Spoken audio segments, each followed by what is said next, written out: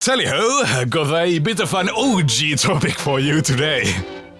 A deep moat separating the animals from their admirers makes bars and walls unnecessary. A wire fence round the edge is not to stop the llama from getting out, but to keep Mr. and Mrs. Public from falling in. A llama isn't a cannibal anyway. Yeah, as the gentleman said, those ones were llamas, but what you are looking at currently on the screen is a herd of alpacas, a cousin of the llamas. Like their brethren, alpacas are South American camelids that came to be through the domestication efforts of Andean natives a solid 6,000 years ago.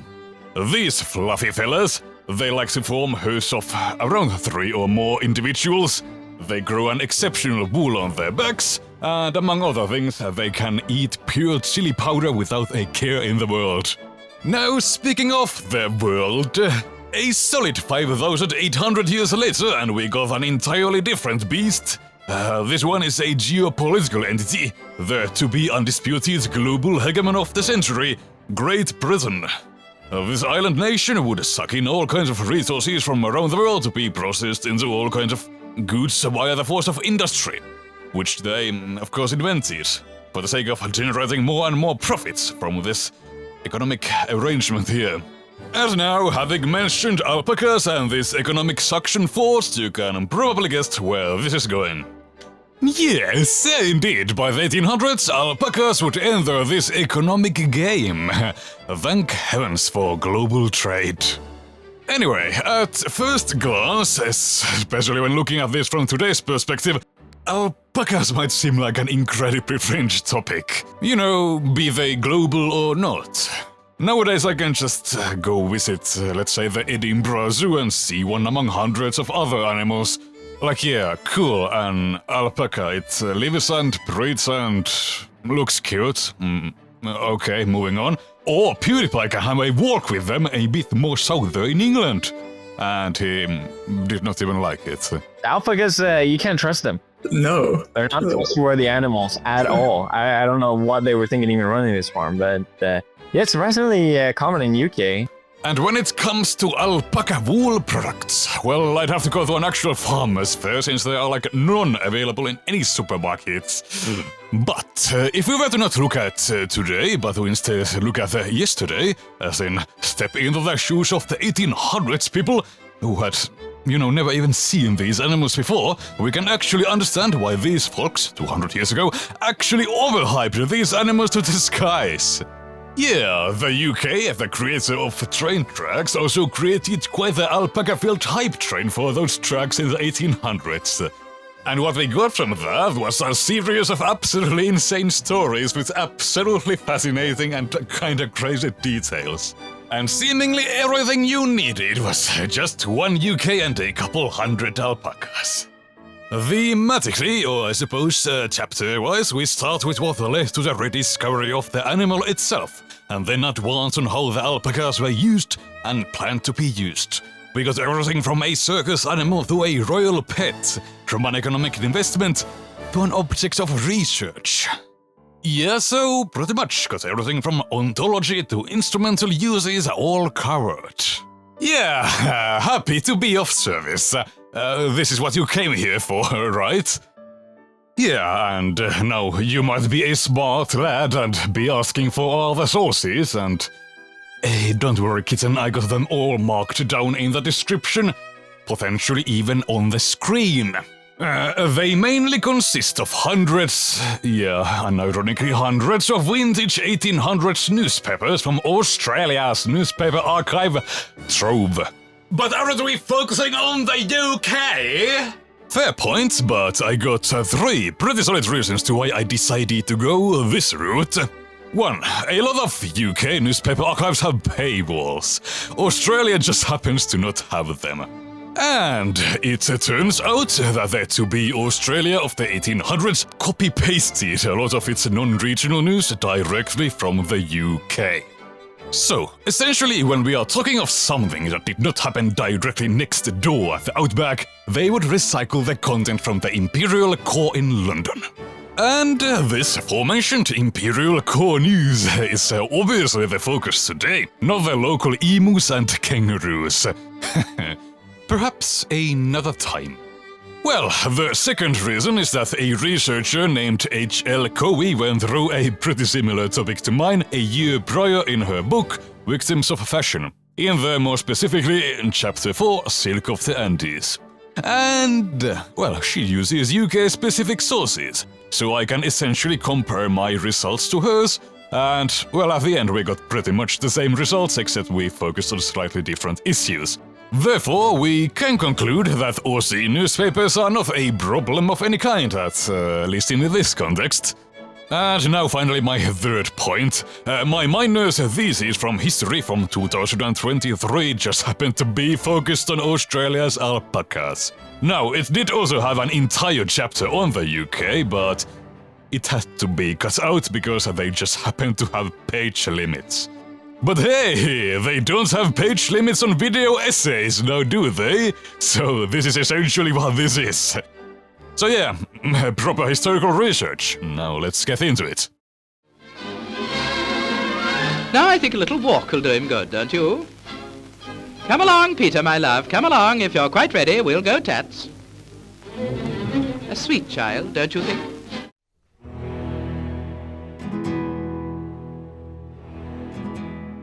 So, the rediscovery of the alpacas. Were they like, missing or something? Yeah, they kinda were. As it turns out, believe it or not, by the 1800s, no one had any idea alpacas even existed. That'd be anymore. Llamas were acknowledged to exist, some even found their way to the Spanish mainland, but their aesthetically and economically superior cousins, alpacas, were thought to have gone extinct in the 1500s due to human and animal diseases brought in by the Spanish during their colonization of the Americas. So yeah, the alpacas were thought as an old extinct species, one of the many unfortunate casualties of the Spanish conquistadors, replaced by the sheep the Spanish brought together with themselves. A rather sad and tragic proposed ending to the story of the alpaca. And you know, rather logically because of this presupposition, alpacas weren't really thought of much. There was no real reason to. But this view would change drastically in the 1800s, during, of all things, the chaos of the South American independence wars. Yeah, that's why Simón Bolívar was on the title card there. So yeah, the South American Independence Wars. Oh boy, where do I start? This was an immensely complicated geopolitical series of events lasting for 20 years, which I could definitely sit here talking about for hours, but to keep it short, Napoleon conquers Spain in 1808. He throws the king out, takes Spain's navy, merges it with his own, and manages to sink both the French and the Spanish navies in the Battle of Trafalgar against the Brits. You got the world's biggest ships, a massive combined navy of two world powers, and you lose to a little fleet led by Admiral Nelson. Ouch. Well, Spain's colonies take whatever is happening in Europe as an excuse to de facto declare independence. Rather justifiably, all things considered, for they had been living under a strengthening grip of a Spanish encomienda system for centuries now. Imagine racism mixed with feudalism. Ew! Yeah, well, this breakup ends up in a series of civil wars in the region between Spain-supporting royalists and independence-supporting patriots. The royalists were mainly supported by some white upper-class people and a lot of Native Americans, actually. Interesting that. Spain proper would slowly but slowly also join in on the fight after they kicked Napoleon out with the help of Britain in 1814. You know, the Peninsular War and all. But no worries, Russia of all countries would come for Spain's aid in their attempt to bring the colonies back into the fold. Yes! Hurrah! Though neither country had a functioning navy, so like, what the frick are you gonna do? There's an ocean on the way! Yeah, so to solve this issue, what they did was get a bunch of wood and speed build a new navy. But too bad for them, the flames of revolution were already lit and burning with full force, so it was too little too late at that point. This was mostly because the opposing side, the Patriots, were supported by a huge amount of independence-minded locals, together with the US, the UK. Yeah, you're helping the Spanish the previous year and fighting against them the next. European diplomacy, go figure. Well, besides those major powers, the Patriots also have the aid of Haiti and pirates. Yeah, the golden age of piracy got a bit of an extension after the Spanish Armada was no longer around to police the waters. Yup, that must have been annoying for those Spanish shipping lanes, but the main external player here from all those previously covered were definitely the British. In the context of, yeah, let's get back to the core of the video, alpacas, those jolly old Brits, well, they would 100% be the key factor here. The Brits were fully involved in supporting the local freedom fighters through naval warfare, commerce, smuggling, and volunteer legions. Got an infinite supply of weapons and boots on the ground. What's not to like? You get to bully a competitor and get your hands onto the South American markets. And, well, those aforementioned British boots would find their way to the remote mountain tops between Peru and Ecuador. Nothing beats a Jet 2 holiday. And, surprise, surprise, what was waiting for them there were the alpacas. Yeah, so apparently alpacas did indeed still exist. No one in the West had just bothered to check. You know, all this time these camels were just hiding over the snowline, high up on the remotest of remote Andean mountain tops. So, indeed, seemingly there had never ever been a total extinction event for these here animals. A small bottleneck population had always remained. A real 1% of the 99%, if you will. You know, just casually hiding away from the thirsty gaze of the Westerner. And hey, after figuring out that alpacas still existed, the next step was to of course find some use for these here animals. This animal, this here, would be the dividend for the bullying of Spain. Whatever happened, we got the alpacas. But now first, how was this thing going to be used? How could it repay the costs of liberating South America? Well, the imagination of a Victorian mind certainly has plenty of uses to offer. But we can of course question if instrumentalizing animals is a healthy mindset to have. Certainly all animals have their own interests, their own passions, their own way to reach their species-specific potential. Or to quote Plato, I'm a philosophy major after all, eudaimonia, flourishing, or more specifically, telos. The base essence of species they need to reach in order to fulfill their essence. And, well, humans, they have their own telos, of course, and alpacas, well, they have their own, so these two don't always go hand in hand. They could go hand in hand, and they did at times, as we will see, but more often than not, they did not. And when that one happens, we tend to call it animal abuse, and well, that's not good for anyone's well-being now, is it? So I suppose a trigger warning is to be issued, because there is going to be some animal abuse we are going to talk about. Well, like it or not, the historical truth is that this instrumentalizing mindset is what initially led the Brits, all the way from volunteer legionaries to merchants, to attempt to figure out and understand the instrumental potential of the alpaca.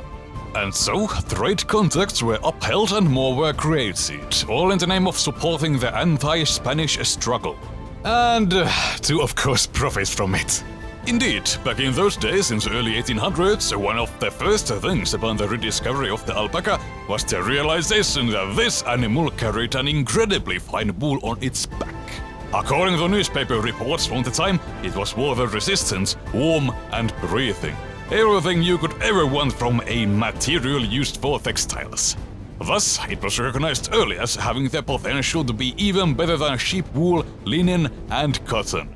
And when the vast majority of clothes in the world, I suppose prior to the invention of plastics, were based on these few materials, yeah, you can probably guess what kind of a potential this new wool was thought to have. So, very much logically and coherently, the animal was thought as a real gold-laying goose.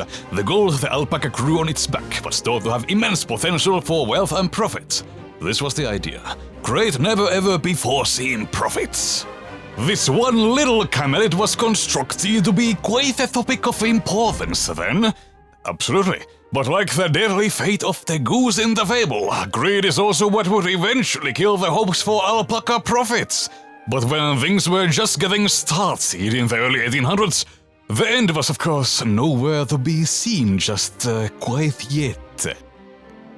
Right about now, before we launch ourselves onto the next chapter, it's good to differentiate the gold from the goose. Initially, through the new trade contacts, only the wool found its way to Britain, but this was of course economically inefficient.